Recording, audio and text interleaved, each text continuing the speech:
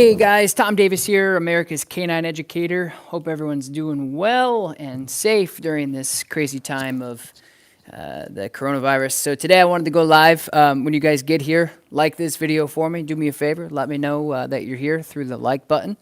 And if you're watching this in the future, thank you so much for joining me. Today I wanted to hop on here live and talk about a question I get often, which is about when to step in with dogs when they're playing, how to decipher the difference between aggression and playing, and again, when's the right time to step in to stop the dogs from playing or whatever.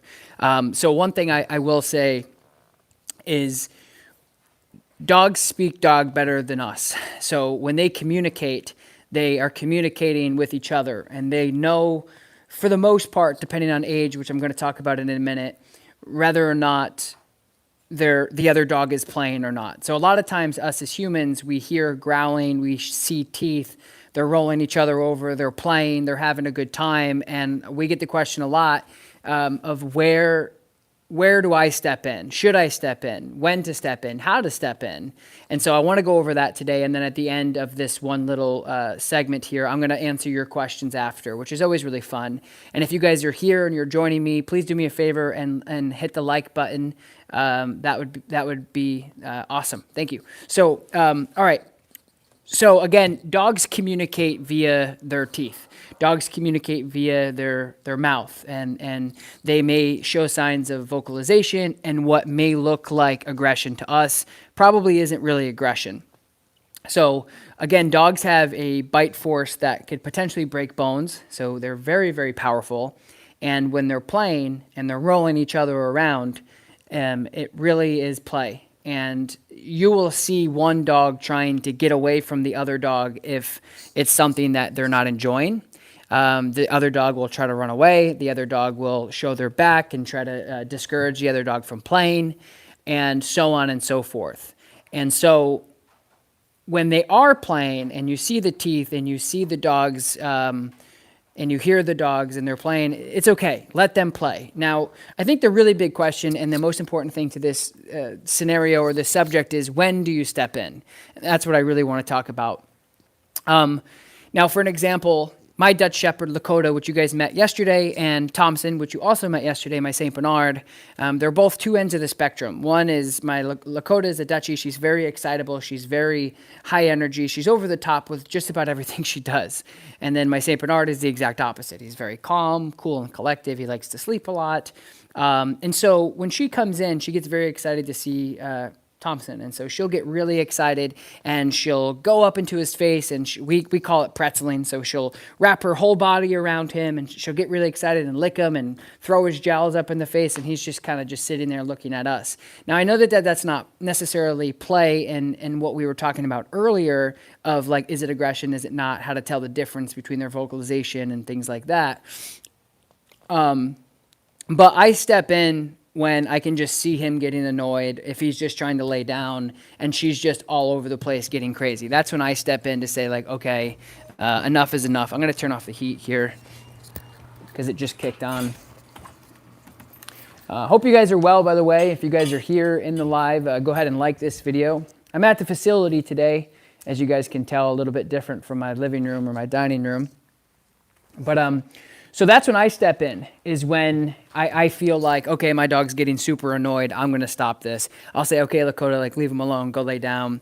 But as far as the play goes, and as far as the dogs playing and they're interacting, potentially aggressive, like I said, you're going to know whether or not the dogs are having fun or not. I think one factor comes into play with a puppy. So if you get an older dog, any dog that's not a puppy, and then you get a puppy, that puppy can be very overwhelming, mainly because they just came from a litter of 1 to however many dogs. And all they literally have done for their whole life since they can open their eyes and walk has been playing and having fun with their brothers and sisters and running around and mouthing each other. And that's why we always get the question of, like, why does my puppy mouth so much and bite so much? Is because that's all they know is to play with their mouth. And so anyway, so that's kind of the deal with that. But I think it's safe to step in for dogs who don't really know each other, and one dog is being overbearing. I also think it's safe to step in when a puppy is overbearing to an adult dog, because what happens is if you allow that threshold to keep getting pushed and pushed and pushed, then the other dog could the other dog can then correct your dog and then make it about like, okay, well, if you're not going to handle this, I am.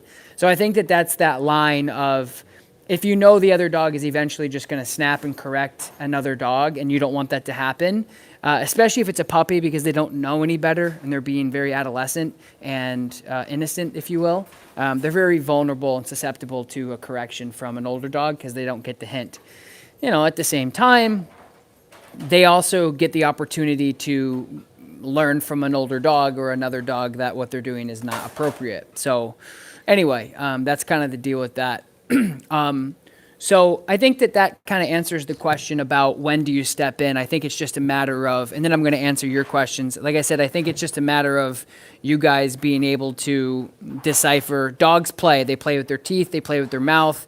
They get very, very vocal. But again, if they're engaging with each other and they're rolling each other around and having a good time, you're good. You don't have to stop that unless it's becoming disruptive to the environment, like the house. They're knocking things over or they're whatever. I mean, then you can step in. But anyway, so I want to take some of your questions because that's always a lot of fun. At what age is a puppy considered a puppy? I mean, to be honest, realistically, I really don't consider anything past 6 months a puppy. I think that they're growing up, they're making their own decisions, they know the difference between right or wrong, but they mature mentally and physically up to a year to 2 years, depending on the breed.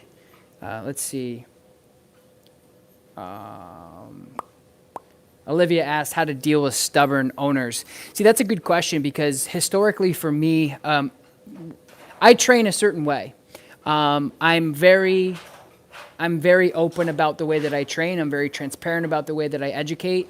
And if you want advice from me and you want to work and help with your dog, then people come to me. So you just have to be careful on how much you are like shoving down people's throats. Like, let me train your dog. I never, ever, ever, ever, ever do that. I'll never seek out that type of stuff. I mean, sure, we used to advertise a lot to gain businesses when we were a younger business. But I really, really tell people like, hey, this is the options that you have, in my opinion. Here's what you can and can't do. So to answer your question about stubborn owners, I really just give them the product of the decisions they're making, or the end product of the decisions that they're making. So meaning like if they don't want to be consistent, I'll tell them like, hey, just so you know, your dog is fully capable of doing these things. However, if you're not consistent, you're not going to get to that level of where you want to be. So I'm really big about pressure off. Hey, if you guys want help, I'm here. I'd love to help you guys. It's about the dog. But at the same exact time, if they're pushing back about being stubborn or lazy, then that's their money down the drain. And I tell people that frequently. I just did 2 board and train pickups today, and I told people, hey, if you come in here and you spent all this money and we spent all of our time training your dog for the last 3 to 4 weeks, and you go home and don't do anything, then the likelihood of them being successful are very slim, and you just wasted a lot of money doing that. So I really just tell people up front that we don't force any of our programs on people. We certainly expect some sort of consistency and responsibility to them as owners to make the success happen. But right from the consultation, before they hand over any money, it's very clear. This is your expectations as a dog owner. Here's what you need to do to make it successful. And if you don't, nobody's going to be successful. There's no sprinkle magic dust we can put over this scenario to make it work. It has no, that's why I call myself an educator, not a trainer, because as you guys know, the majority of the success is going to come directly from the dog owner. And that's what I really try to do. Is I'm a coach. I try my best to just teach and tell people what they can and can't do. And if they don't do it, it has nothing to do with me. I read this one time. People were talking about certain dog trainers not being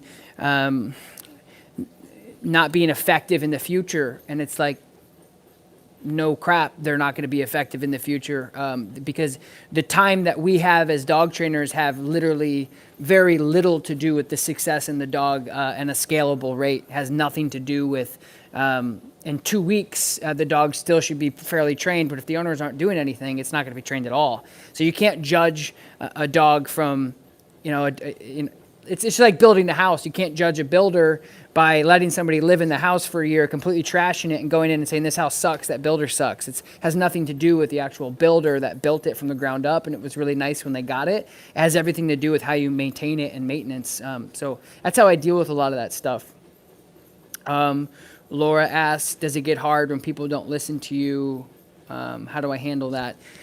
It doesn't get hard. It gets frustrating. But again, like I'm very, very grateful for my position in the industry and how I created my business.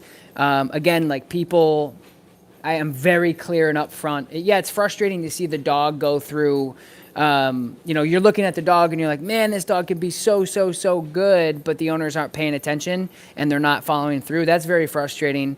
But a lot of times, like I'm dealing with dogs on a behavioral level. So I'm not dealing with a lot of obedience where people are, here's some money, make my dog obedient. I'm dealing with normally with what I primarily do in my business is I just do behavior stuff. So I'm normally dealing with dogs who are on the last leg, or their dogs' owners are about to give up on them. They have no other choice. They've worked with other dog trainers. So for me, I think I have a different advantage to those types of situations because people are desperate for what they need to do. But it still happens. People still like need help, and I finally get them to a point of like, holy crap, this is working, and they still go against what I would recommend. But I think that's with any business. I don't know any business out there that their clients that paid them to get to that point because they don't have what it takes innately are gonna regress at some point anyway, and that's just part of business. And that's why I get discouraged when I see other dog trainers talk about the sustainability of pet dog training, and it's different when you train competitively and you've worked with the dog for years and it's your dog. You would expect that dog to be really great forever. But when you're talking about pet training, it's so interesting to hear people talk about plateauing and not progression after the dog owner is done with the training, because it literally entirely, if you know anything about dog training, has nothing to do with that particular dog trainer in the future. It has everything to do with how much sustainability and how much work the dog owner has done. And that's something that we run into a lot. And the reality is as a dog trainer, I can't tell you how many people come through that door right there and tell me about all the other dog trainers that they've worked with that they don't do good, or blah, blah. I mark that as like, okay, check. If you're doing it to them, you'll do it to me. And I'm very aware of that. When somebody comes in and says that they've worked with another training company and it didn't go great, I take it with a grain of salt and realize 99% of the work that dog trainers do have everything to do with people. I always tell people I'm not in the dog business, I'm in the people business, because that's all it really comes down to. There's no point and there's no accreditation for me to get a dog to that point really quickly if the owners don't know how I did it. But at the end of the day, like I said, it's sustainability with the owners, and it's really hard for them to do that because they're not professionals. So anyway, hi, Tom. That's an interesting name. Hi, Tom. My American Bully is 8 months old. He is great with older dogs, but quite dominant with dogs younger than a year old. What should I do to stop this behavior? Again, I think you have to look at like the breed. You get a big dominant breed, and they may be trying to like help the other puppies understand what life's about, maybe giving them corrections, maybe guiding them and navigating them through what's good and bad. So you really have to like read between the lines there to see like, is the dog actually being dominant, or is the dog being like a teacher? Like, hey, this is what I want you to do. So you have to really be clarifying to yourself and audit the situation clearly to make sure that you're understanding that it's not really dominance. It could be just like, I have dogs that are really strict on puppies because puppies are crazy. And so I don't look at that as dominancy. I look at that as like an older dog trying to teach the younger dog. So I think making sure you're watching the behavior really clearly to see if it's actually dominance, or is it actually just a dog being like a leader. But I think to answer your question, how to stop it, if it is dominance and they're just being a jerk, correct them. You get your leash, tell them, hey, leave it. But I think it's like unfair to put a older dog in with a bunch of puppies or a puppy and expect them to get, like, if your dog doesn't like it and they don't like that energy, which I talked about in the beginning of the video, then it's not fair to put them into that situation. So anyway, let's see. People and comments as well. Recommendation on harnesses or collar. That's a question you guys can answer. Will you come to Germany? I go to Germany at least once every 2 years. Well, actually, when I say I go to Germany, I go to Bavaria. I go to Munich. We actually are planning on trying to get to northern Germany next year. Love Germany. It's where a lot of my family's from, so definitely like that. Nicole asks, I have a 1-year-old husky. Explanation. So I have a 1-year-old husky. Been working on e-collar training with her. Do you find that they are harder to train? My dog is stubborn and knows the commands. Yes, Nicole, the hardest breed, and I know I don't want to scare you, but the hardest breed to train is the Siberian Husky. They are consistently every single time the hardest breed to work with. And by hard, I just mean pushback. They don't like obedience because they're not really bred to be obedient. They're bred to work. They are working dogs. And they become very attached to certain people, which makes that person really hard for them to be a good leader. So as long as you're staying consistent and push through it, I've had dogs that normally should take a week to train on the e-collar. Siberian Huskies will take 4 weeks. It's a laughing thing around here at the facility, and it's definitely a thing. So don't feel bad. Just keep working hard and being consistent. So anyway, it is what it is. But did your Cleveland event get rescheduled? So right now on the Cleveland event is on because it's in May. So we still have the rest of March, which is a couple of days, and then all of April, and then a couple weeks in May. So I think we're going to be okay with that. We are going to make that call in the middle of April because I haven't pushed it. I think we have a couple working spots left. I know we have a lot of audit spots because of this whole thing. But if we can make it work and it's safe, we're going to do it. But we still have probably like 2 months almost fully. So I'm really planning on getting to Cleveland and doing that. I really, really would like to do that. It just depends on the safety, of course. That's what matters the most. But I think this last quarantine over the next couple weeks until the end of April, we should be okay after that. So let's see. Irene asked, very cool. Yeah, totally. If I'm in Germany, keep tabs on me on Instagram at Tom Davis and shoot me a message when I'm there, and we can get a beer or something. Let's see. What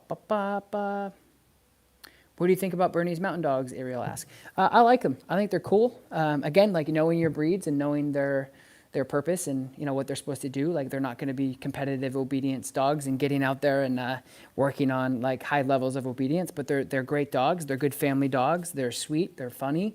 They're pretty. And so I like them. Akitas are very interesting breeds. I like Akitas as well. Very, very loyal, and they like their people, just like a lot of dogs that are like Akitas, but what's the dog I'm thinking of? Shiba Inus are very similar. Oops, sorry. All right, so my Mastiff was attacked at a year old by 2 staffies, and it took a year to get him over it. Then Newfoundland ran aside of him at a park and stood nose to tail before attacking. I don't really understand that question. Teacup golden doodles, Christina asked. I mean, golden doodles are a thing in itself, overbred, I believe. And then if you get teacup, it's like bred down again. So you just have to be careful. It's a lot of times it's taking a breed and putting them in places they shouldn't be. So I don't really know how I feel. But anyway, going back to that one question, your dog is now reactive after getting attacked. He was so well behaved before this. Well, unfortunately, that's just what had happened. You're not going to be able, it's like kind of like a PTSD thing. If something really traumatic happened to your dog and they're animals, so they're now going to be guarded and vulnerable in situations where they feel that could happen again. So you definitely have to make sure that you're desensitizing the situation and helping your dog get over it through positive reinforcement in situations around other dogs, making sure all the other dogs that are around you are leashed. I always tell people, try to find a group training class in your area that has well-controlled dogs. You guys can do me a favor. There's over 130-ish people in here. Like this video really quick. I'm going to get a drink of water, and then we're going to get back to some questions. But if you guys are here, do me a favor. Like this video.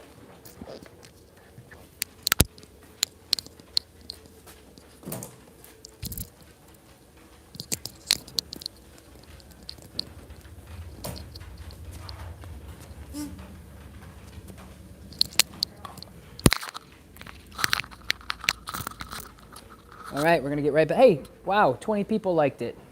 Good, I appreciate you guys. And again, if you guys are here, go ahead and like this video. And we're asking Q&A. I'm Tom Davis.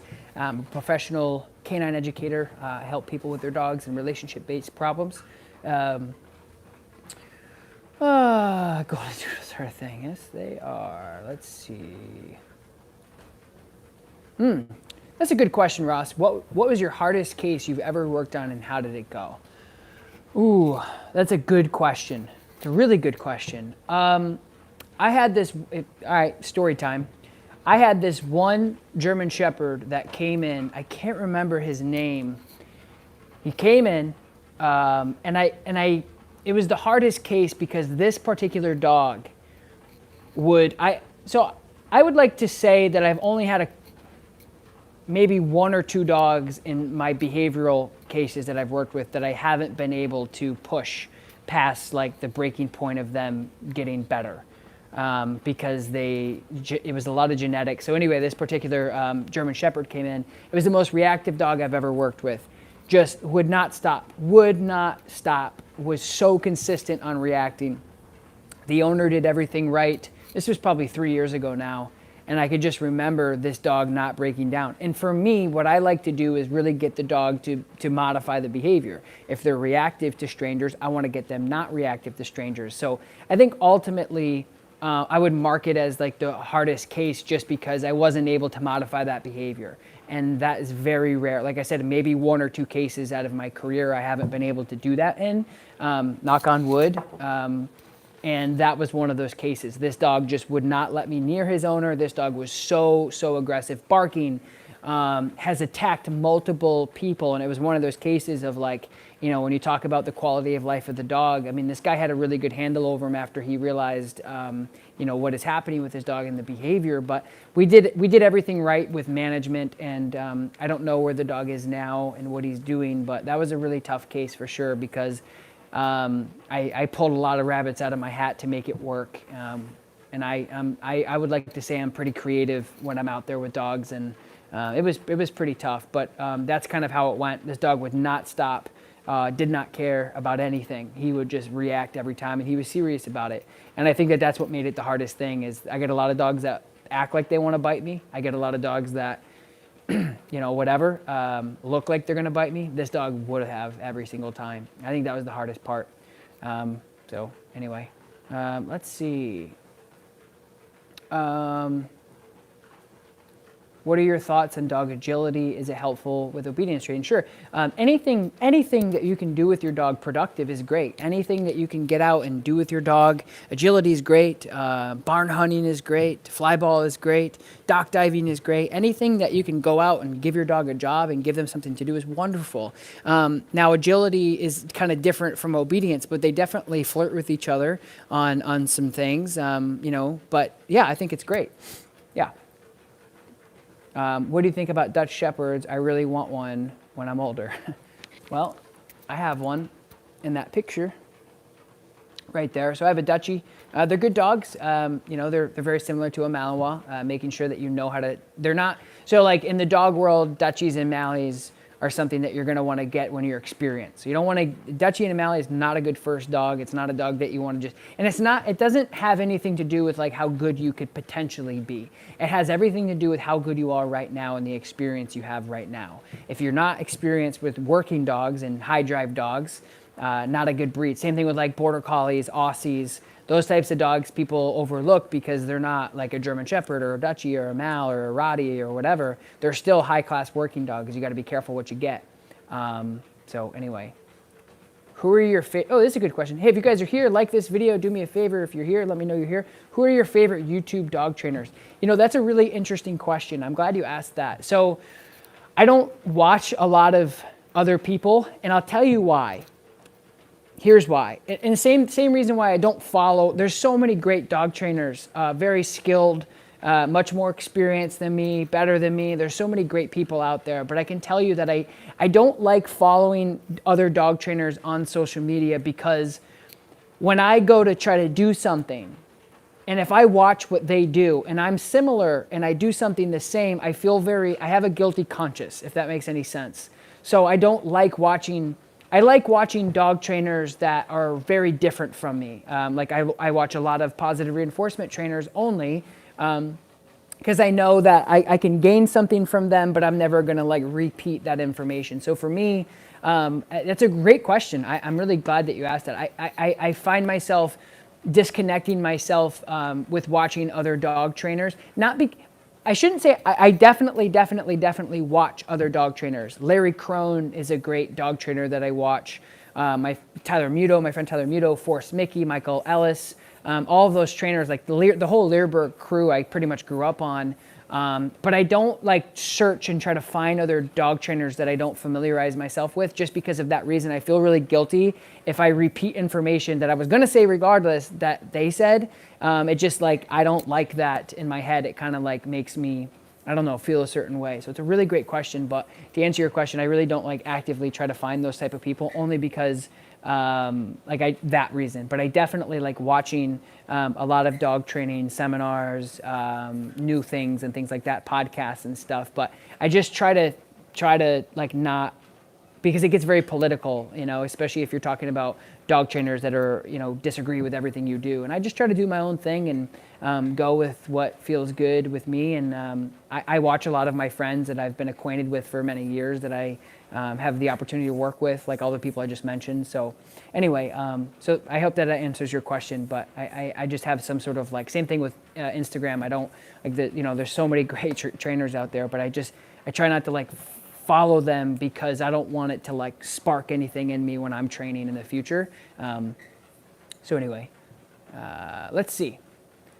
What's your opinion on treats during training? I think it's great. I think if you can use motivation to train your dog to teach them new behaviors, I think that that's wonderful. I also think that treat training can also work against you if you don't do it properly. That's right, I said it. Sometimes people get confused on that, like, oh, how could you ever mess up treat training with the dog, or how could you ever do something wrong with treats? Very, very easily, actually. I always tell people, hey, if you're against collars and tools and using discipline on dogs, that's totally fine, but be also careful, and I respect that. Also be careful how you use food, because a lot of times food, like I just did 2 board and train pickups. Dogs are, these dogs were here for 3 to 4 weeks, both of them. And I didn't use any food during the pickup, and I didn't realize I wasn't using food. I just had the expectations of, hey, I don't need food. So I love using food to teach new behaviors. I love using food to keep a dog motivated, but I find using food through the duration of the training after you've taught them becomes, a lot of times dog owners specifically become very dependent on it, where if they don't have the food, then the dog won't do the behavior, which is what we run into all the time. And if you guys could do me a favor, there's 150 people here. Hit the like button.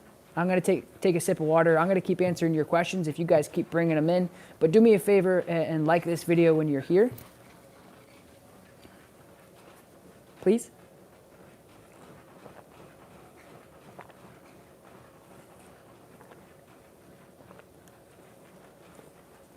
All right. Thanks, guys. So, have you heard of Victoria Stilwell? I've heard of her. Don't know anything about her. The only thing is like, I think a lot of people don't realize the entertainment business that comes along with dog training. I started dog training and then started putting my really crappy videos out, and people enjoyed them and they learned something from them, which I thought was valuable.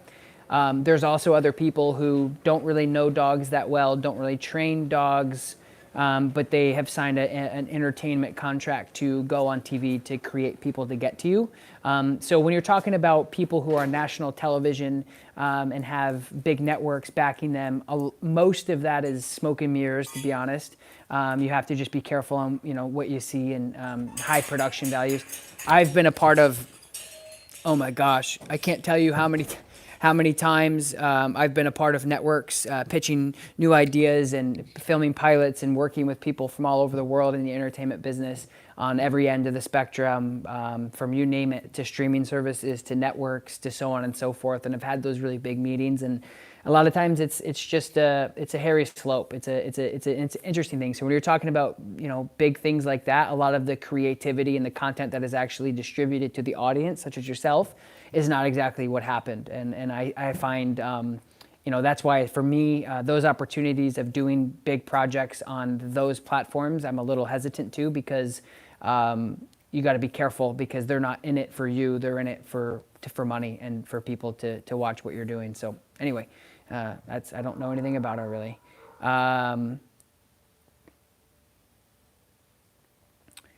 Let's see. Okay, all right. Could you film your dogs next time you play with them? Sure, I could do that. Like the video, always appreciate your content. I'm more interested in positive only-ish training, but I really like your approach to balance training. Thanks. Cool. What dogs do I have? I have a Saint Bernard, Thompson. I have actually two of my dogs are right here. And then Lola, she's about 16. She's in the truck. She's just chilling.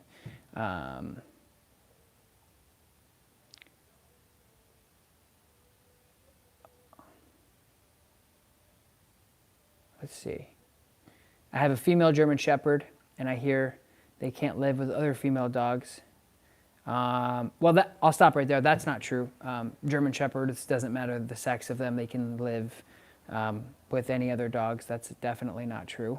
Now, definitely having male and female dogs intact is a different story. What's your favorite dog breed to train, but what's your favorite in general? Good question. So as a professional dog trainer / educator, whatever the heck you want to call me, my favorite breed to train are Pit Bulls and Labrador Retrievers. For whatever reason, I've gone over this too before, but Pit Bulls and Labs are just so responsive to training. They want to do what works the best. And that's why I love Pit Bulls and Labs, because they're just really responsive to training. And I like every breed. I love rescue dogs. I love mixes. So it really just depends on what mood I'm in. If I'm laying on the couch editing something, I love my Saint Bernard. If I want to go out and train and be really crazy with obedience, I love my Dutchie. And so it really just depends on what mood I'm in. Lola is a mix. When do you know when your dog is ready for off leash after training with the e-collar? Great question. I always tell people to. Oh, by the way, if you guys want me to, I can get one of my dogs out, Lakota, and I can work her on live and just go over some basic obedience. If you guys want, if you do, like this video and leave a comment and let me know. But as far as how to basically know when your dog is ready off leash when you've done the e-collar training is very, very, very easily to say with your long line. Get your 30-foot long line and make sure that you're training with your dog to a point that they are very responsive on the long line. And I would be doing like a week of online or e-collar training with the long line and making sure that the dog is very responsive to the long line training and making sure for safety that you can step on the long line if it gets to that point. But it's a good question. But I would say making sure that you're doing your 30-foot long line stuff in recall settings and everything else. So just, make sure that you're doing that. Somebody just asked, is pack leader a real thing as well as being alpha? That's a great question. I talk about this a lot.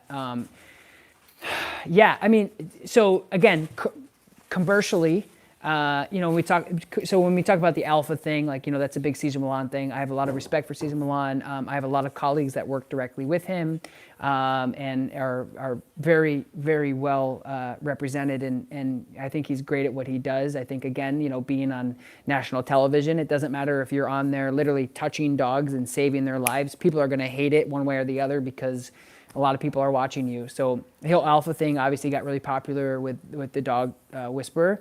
But really, alpha has nothing to do. So alpha usually in like dog packs and stuff like that are the wisest, most calm, level-headed animal in the pack. It has nothing to do with strength or anything like that. So yeah, I think that there's some validity to that, but at the same time, a lot of people overthink, if your dog is pushy or your dog is stubborn, they're dominant and things like that. So there's a lot. I've only met 2 real dominant dogs my whole life. One of those videos is the popular one on my channel that has 2 million views of the German Shepherd with the muzzle that tries to eat me and his owner. That's a really dominant dog, but I mean, it gets really sticky when you talk about dominancy because it's very hard to gauge what a true dominant dog is. But people don't realize that a dog that is dominant just doesn't want to get off the couch and may growl at you for doing that, versus a dog that is, very big and aggressive. It's not dominancy, so it's a very thin line. So hey, so let's see, let's take one more, and then it looks like you guys want me to get Lakota out. I can get her out and work her for a couple minutes. You're not going to be able to hear me, but I'll work her if you guys want to see her. She would love to come out and train. So let's just answer this. Justice asks, my mom's dog has tried to bite people a few times. He always goes after their left arm, gets his mouth around, but never bites down or injures them. Why does he do this? Well, the really easy answer is because your dog is probably correcting that dog, or your dog is correcting that person. They feel threatened. They feel insecure. They feel vulnerable. The likelihood of your dog doing that has probably everything to do with your ecosystem. If your dog is insecure and your dog is not secure with the people around them to make decisions and keep them safe, your dog is going to take charge. Happens all the time. That's why leash reactivity exists for the most part. If the dog doesn't feel comfortable and confident with the owner, then they're going to react accordingly to do their job and be a dog and protect their house. So leash that dog up, give them more structure, bring them out for walks. Sounds like all those things would be a really great idea. So what I'm going to do, I'm going to do this again live. If you guys like this live and you're watching it after, do me a favor and leave a comment. Like I did so I don't know if you guys see this, but if you're doing positive only reinforcement, or I'm sorry, geez, I'm reading comments. When I do community posts and I leave like, hey, who wants questions? Some people answer and some people don't. But so what we're gonna do is you guys can leave your questions in this video when it's posted, and I'll answer them the next live. That's the best thing to do. So anyway, let me go grab my dog. You guys can. You're not gonna be able to hear me, but I'm gonna work her. I'll bring her out, and you guys can watch me work one of my own dogs.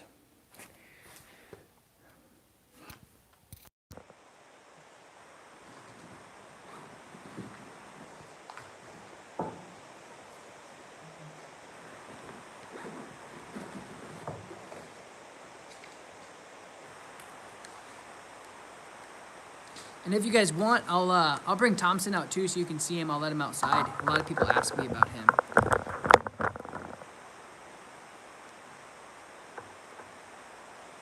Okay, I just had to put my charger in. Okay. So I'm gonna use a tug toy with her.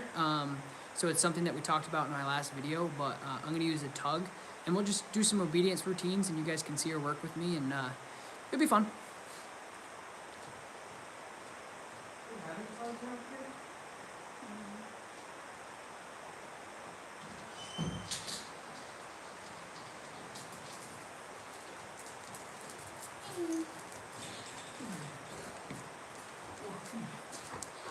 So this is Thompson.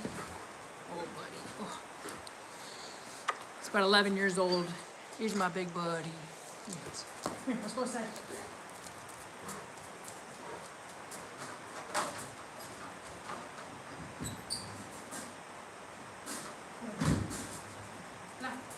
Touch.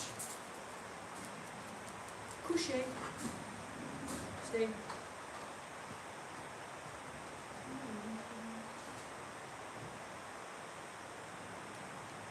So I'm just gonna use a bite pillow.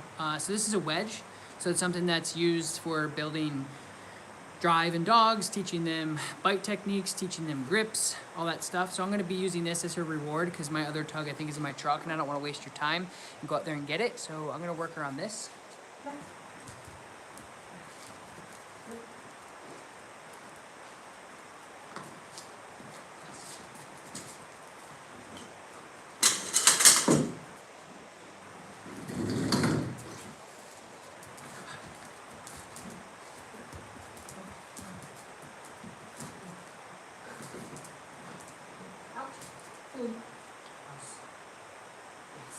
Out.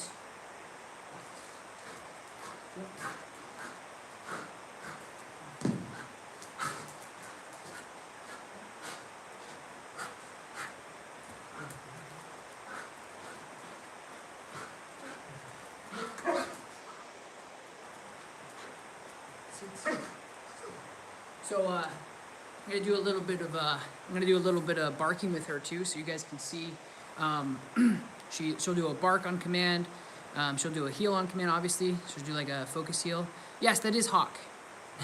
So I said yes, and she's Koda, couche, couche. Stay. So yeah, that's Hawk. But what I'm gonna do is do some healing, do some barking with her, doing some releasing with her, and just having fun. Just no equipment, just having fun. Yes.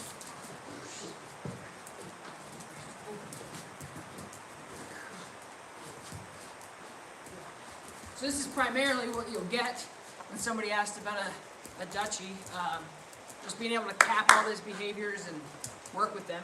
But it's really great if you can do it.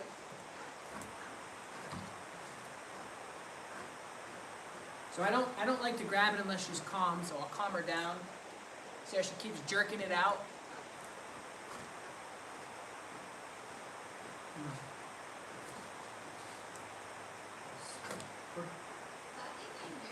They can hear me, I'm not mic'd up. Out!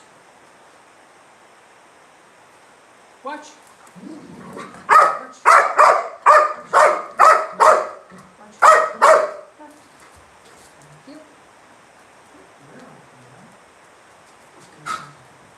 So when I tell her left, she can't leave my left side unless I break her.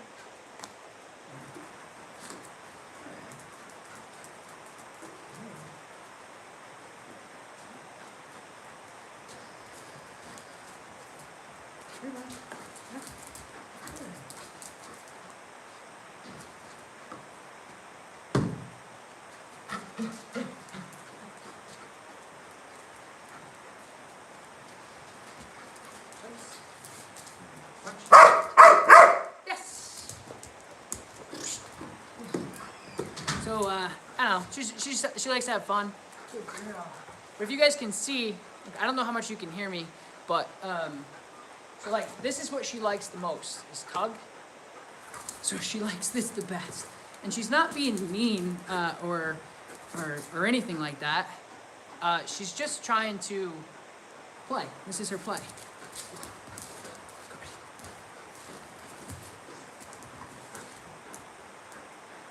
Out! No, fooey. So a lot of impulse control, guys. So if you watch, Cody, come here. Good. So she won't take this, even if I put it right here. She won't take it unless I say Y-E-S. But she's very strong. Good. If you guys want, I can get Hawk out too. If you guys want me to get Hawk, let me know in the comments. Make sure you guys like this video too. Over here. Yes. Good girl. Good girl.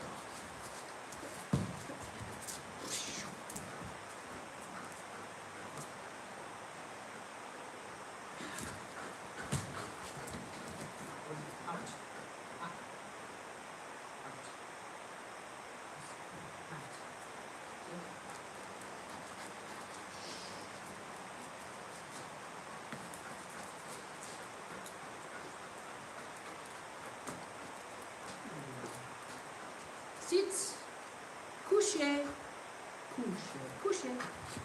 Sits, flats, or flats. Right. Yeah. Place. Flat. Rewind. Flat.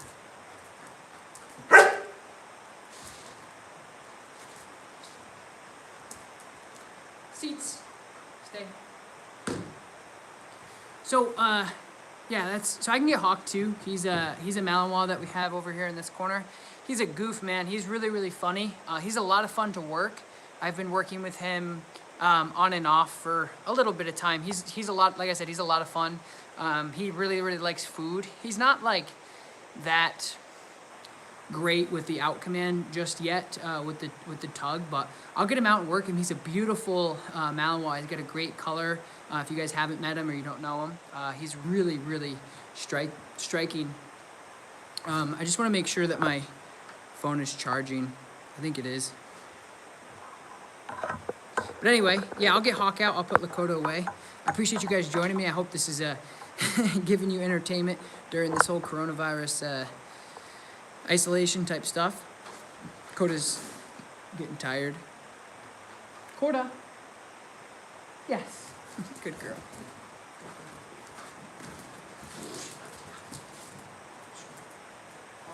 One thing I want to show you guys is I want to show you some impulse control with like the bite sleeve. So a lot of people ask me about the bite sleeve. I want to show you a little bit of that too. So when I get her out, you'll see the change. She'll get a lot more excited than she is now. Like you can see her now with the bite pillow. She loves it, but wait till the bite sleeve comes out. She gets very, very excited.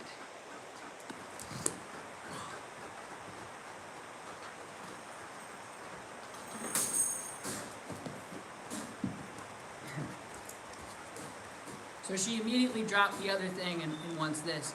So once you teach a dog how to like play tug, the same material on that little tug or that pillow is the same thing as this. And then what you do is you target the dog to bite certain parts of the sleeve. And they're not necessarily attacking. By the way, I wouldn't recommend anybody to do any of the stuff that I'm doing with their dog. She's highly trained. I'm a professional.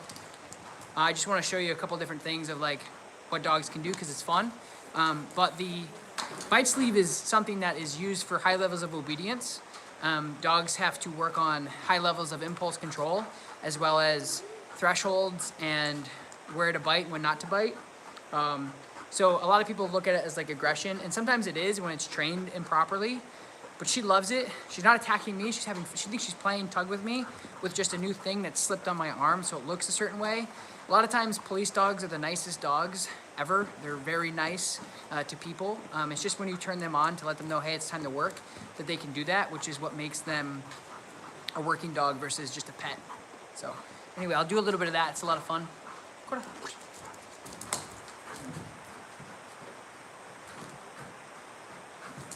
So she'll do the same thing with this. Fumi. Good. She hasn't seen this in a long time. So anyway, so you take the same thing that like this was on, right? This is tug. She's playing tug with this. You just switch it to this, and then you teach them impulse control. So same thing here. Like she wants this more than anything, but she won't take it unless I tell her to. So I'm gonna work her for a second, and then I'll show you how it works, where she has a really good, she loves it. But again, please do not try this at home. She's a professional.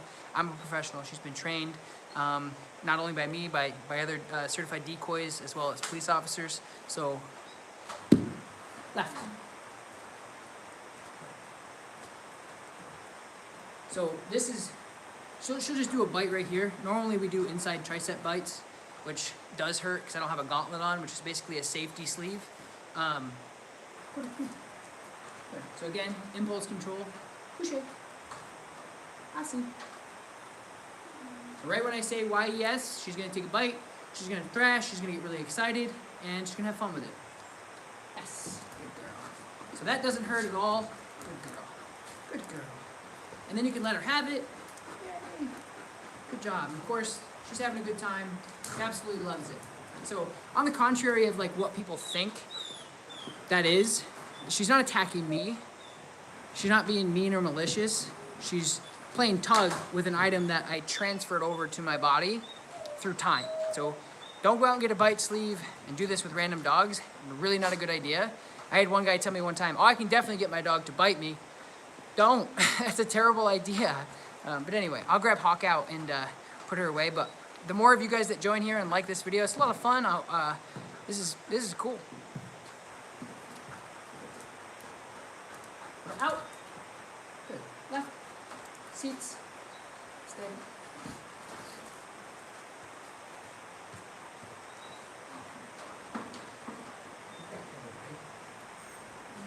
Break. Oh, break.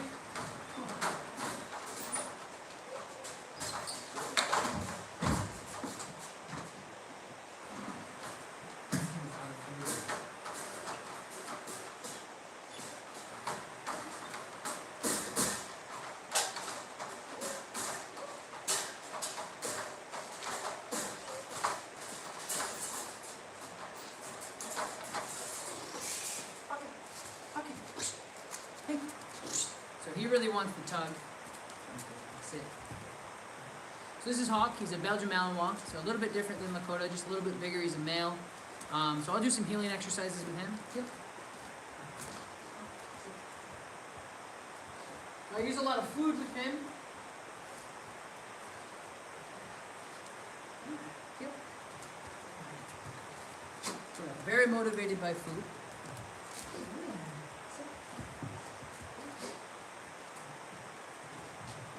Up, down. Good. Yep. Good boy. Up, down.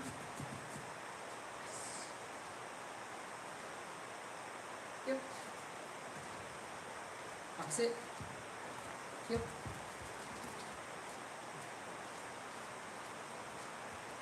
Sit. Yep.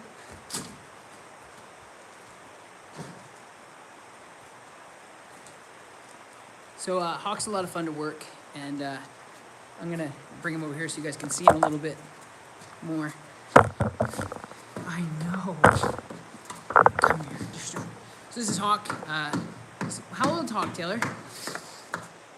2? What? Almost 2. He's almost 2. But anyway, he's a lot of fun. Take him off here. You can tell he's very energetic. Malinois are a handful. But anyway, Hawking, come here. Oh. So anyway, here we are at the facility. We got some No Bad Dog merch stuff. You guys can hit the link in the description to purchase some of that. You guys want to see a little behind the scenes of the facility? A lot of you guys probably just see what you see on the videos. So I'll give you a little bit better view of the front room. So when you walk into the front door here, and then we have all sorts of different certifications from our other trainers going to school and college and all that stuff. Over here we have a map of all of our clients that have come here. So you can't really see them because it blends in, but we have a ton of pins on there. Over here we have some stuff, some of my friends, Forrest Mickey, Michael Ellis, multiple newspaper cutouts, coffee machine, you know, the important stuff. And then, let's see, over here, we have, this is my favorite hoodie we've made, by the way. It's the most comfortable hoodie, absolute garbage all over it, but it's my favorite. Over here, we have our group schedule. Over here, we have a bunch of other newspaper articles from the last couple of years. Some of my clients up here, it's Logan Paul, Patrick Mahomes, a bunch of the Colorado Rockies players, MLB players. We just have some of their jerseys up with their picture of their dogs and me. Hawk and Fooey! Thompson's out there, Taylor. Oh. Come here, bub. Good. I'm gonna put Hawk away. Come here, bub. He's so crazy. Anyway, so we got all of our merch over here. We have dog collars as well. Back here, we have some more stuff hanging on the wall, some YouTube plaques. That is a certificate of merit from the Senator Tedesco that was presented to me at an event that I got invited to that I unfortunately couldn't go to because I was on the road. It's me and the governor. He's making the news a lot lately. So I work with Governor Cuomo very closely at the governor's mansion, working with Captain, which is his dog. Great dog, great dude. Spent a lot of time with them and continue to do. This is some of our merch back here. So we have beanies, we have hoodies. Let's see, we have all of our laptops and iPads on here. That's our daycare thing right here. So it gives us a view of all of the entire facility. But anyway, so, and then we have offices and stuff in the back, which I can bring you guys to next time if you want.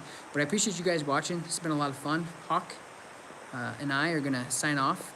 If you guys are watching this in the future, dog training questions, leave them in the comments. Let me know what you guys wanna talk about next time. And I'll see you guys next time for live. Thank you so much for joining me. I had a really good time. I appreciate you. I hope everyone stays safe. I hope everyone oh, look at these. I got these little plants. I thought I was being really cool by that. Thank you guys so much. Don't forget, like, subscribe to my channel.